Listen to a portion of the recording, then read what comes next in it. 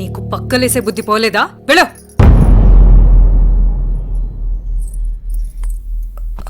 Okay sir, వస్తాను. ఎప్పుడొచ్చా? రావే.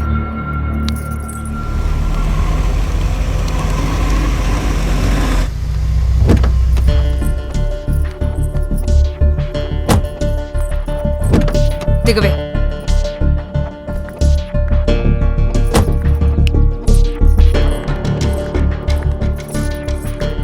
ఒకే ఊళ్ళో పుట్టాం, ఒకే స్కూల్లో చేరాం, ఒకటే పుల్లై సిద్ధరం చీక్కున్నాం.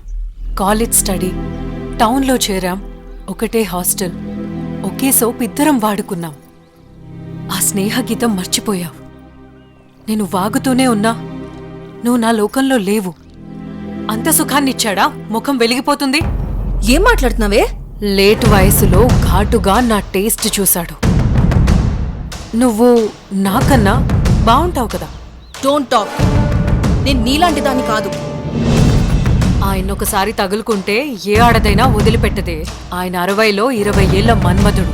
ఆయన కెపాసిటీ తెలిసిందాన్ని. ఛీ, నువ్వు ఇలాంటి బజార్దార్ని అనుకోలేదు. అందరూ నీలానే ఉంటారని అనుకోద్దు. అతని సెంట్ కంపెనీ ఒంటి మీద వస్తుంటే నన్నేం జరగలేదని నమ్మమంటావా? ఎలా? ఛీ, ఫ్రెండువని నిన్నొదిలేస్తా అనుకుంటున్నావేమో. నా బెడ్ షేర్ చేసుకుంటే పోస్ట్ మార్టంకి కూడా దొరకకుండా ముక్కలు ముక్కలు చేస్తా.